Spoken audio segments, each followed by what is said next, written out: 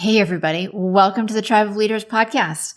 Today's guest is Sonia Ferrell, and she recently made a huge transition from industrial engineering and her 18-year career as a corporate leader and jumped into the more flexible lifestyle of being an entrepreneur and a values coach. We talked about how identifying and using your core values can be a guidepost in your decision making and help you be more successful. She also shares one of the things that she learned early on in her career, and that is to accept feedback and not take things personally is one of the key factors in success. My name is Emmy Kirschner. I'm a serial entrepreneur and investor. The one thing that I get asked all the time is, how do you achieve success in business and make an impact? In each episode of the Tribe of Leaders podcast, you'll hear from entrepreneurs and visionaries who share how their leadership has changed not only their lives, but the lives of everybody around them.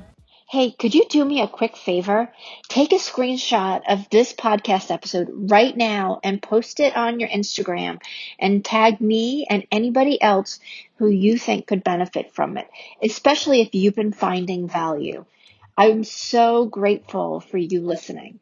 Hey, everybody. Welcome to the Tribe of Leaders podcast. I am, as always and as every week, so super excited to bring Sonia Ferrell with you. She is a values coach. She's just starting her business and has had an incredible journey of leadership and stepping up and stepping into taking on new challenges. So, Sonia, welcome to the podcast. I'm really glad that you're here.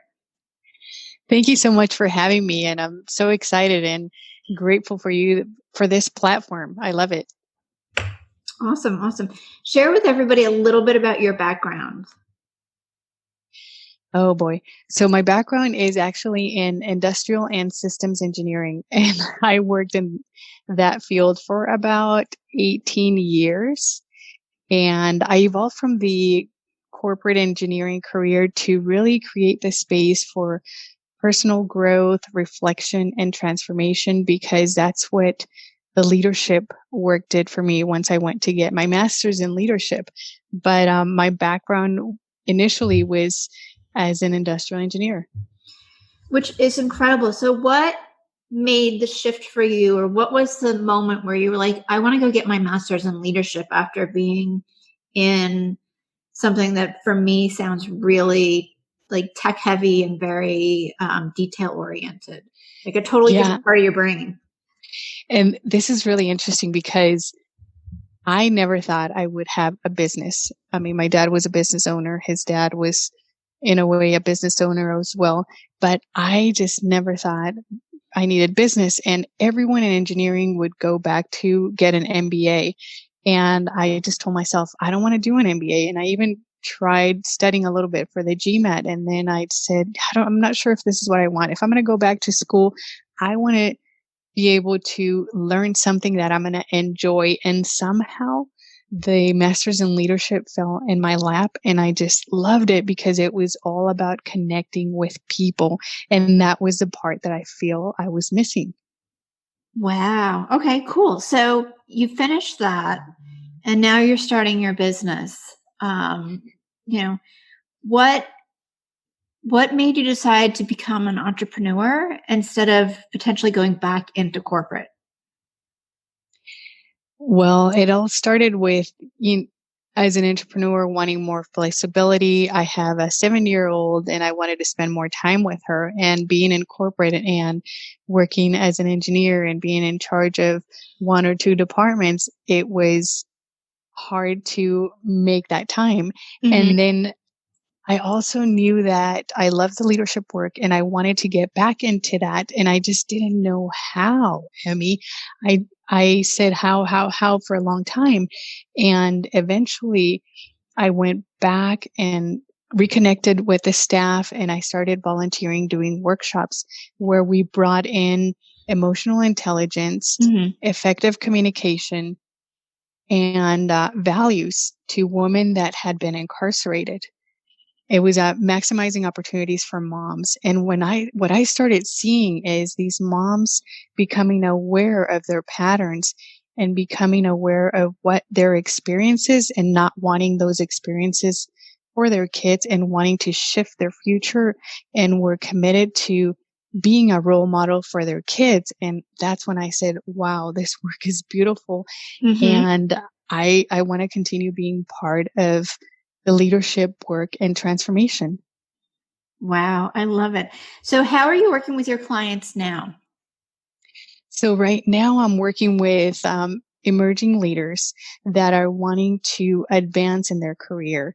And what I look at is I look at their personal values and I guide them to tap into their role and their potential by bridging that gap and developing the values that they need to act and move forward confidently in the direction that they're going to fulfill their goals and dreams. And what does that what does that look like for them? Like when you start to bridge the gap, what happens for them? So one simple example is a lot of times one of the values that can be missing is self-worth.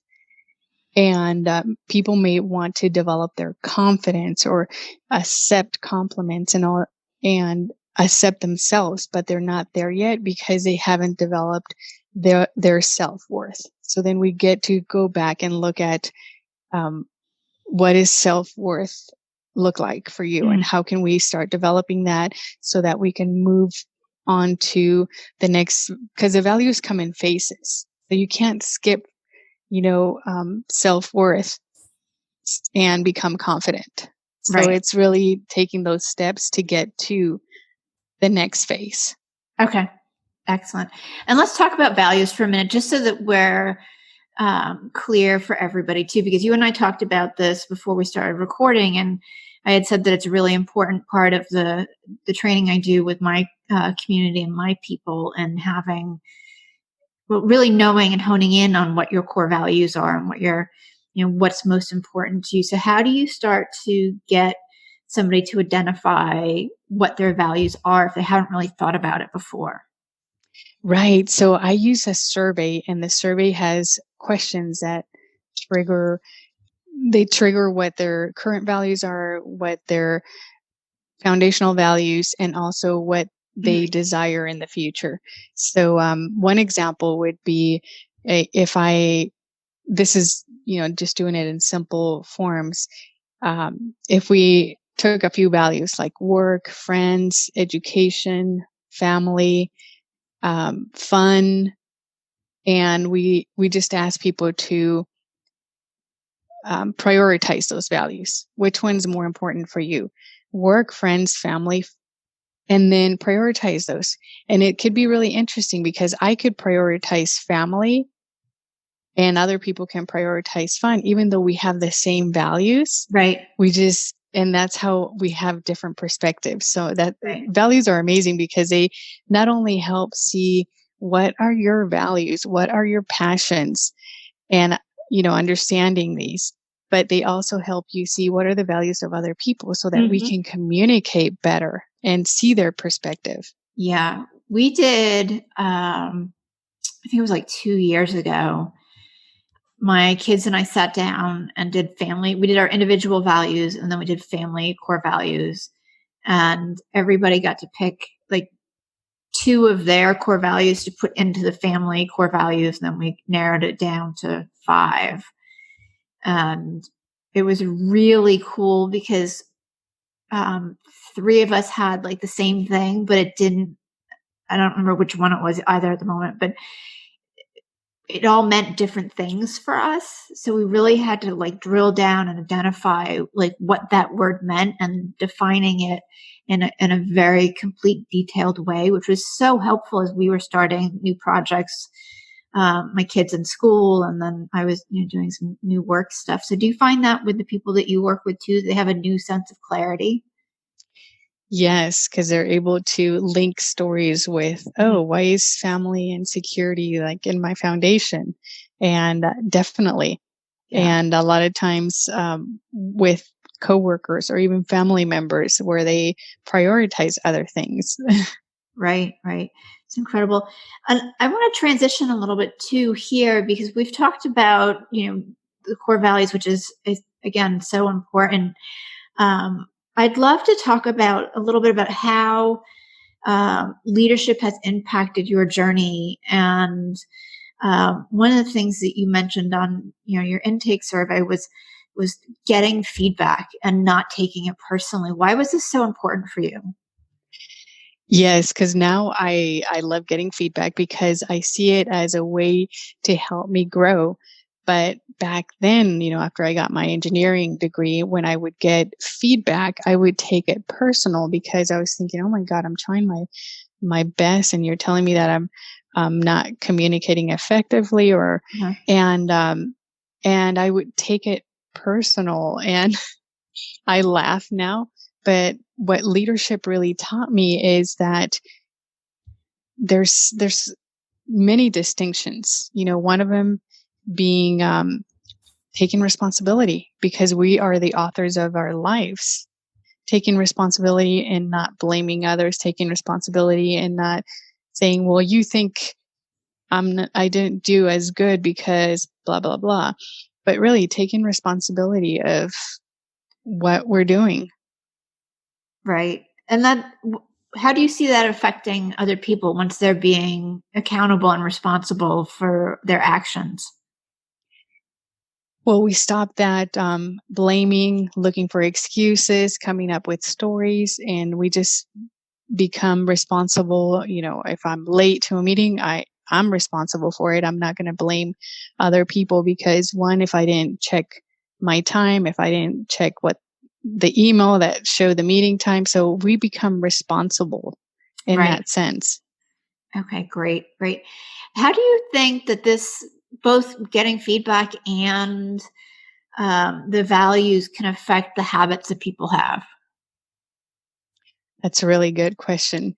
So getting feedback and looking at our habits, it's something that we do automatic, and the feedback helps us create a way to start learning something new, start a new practice so that we can grow.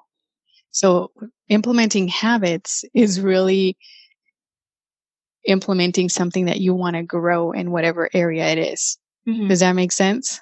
Absolutely. And the reason why I'm thinking about this right now is, you're about to launch this incredible Habits for Success summit, which I have the honor to be a part of. And I'm really thinking that between the core values and what you said about feedback, that the next step is developing habits that really allow you to take in what's working, what's not working, and align that with your values.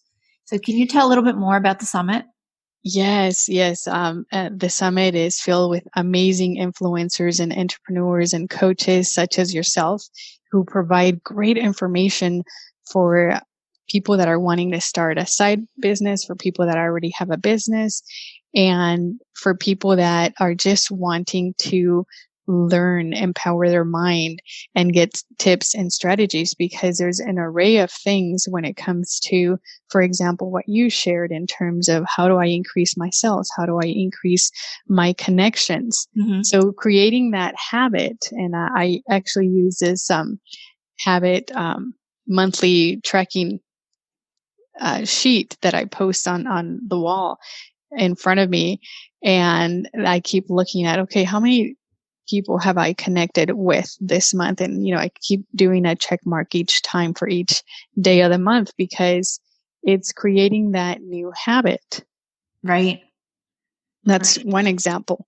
But there are other influencers that are talking about, well, nowadays with things changing, it's time to develop or use the digital platforms. And how do we do that? How do we create connections, community, consistency? And it's just filled with a lot of great information. Awesome. So we're going to share the link for that because that starts next week. And if you want to hop on and learn about how habits can help you be more successful, you definitely want to sign up for it, because I know, Sonia, you have just incredible coaches and influencers and entrepreneurs who are sharing all of their best knowledge.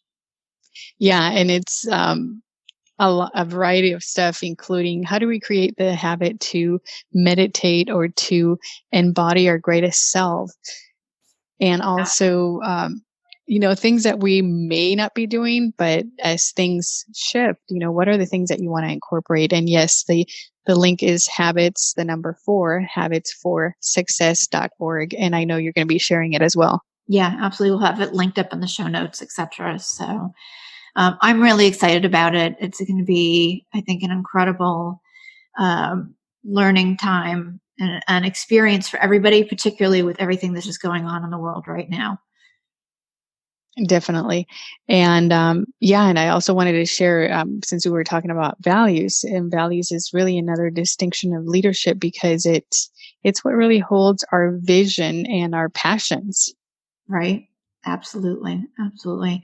I want to thank you so much for being on today, because this has been so helpful, and I share your passion around identifying values and helping bridge those gaps that people have.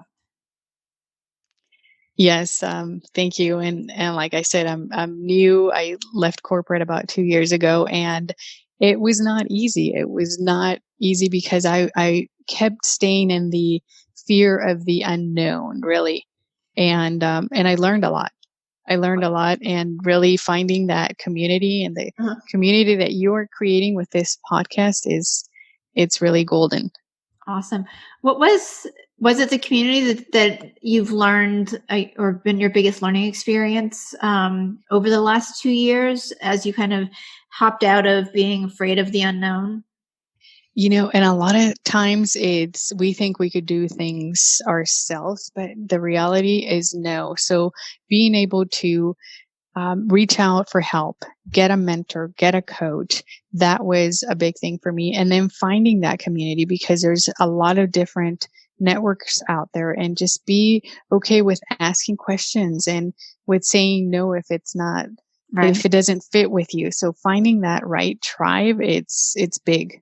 It is. It is. I totally agree with you. And I love the people that have become a part of the tribe of leaders here and my community on Facebook. So I'm glad that we are aligned in that way as well.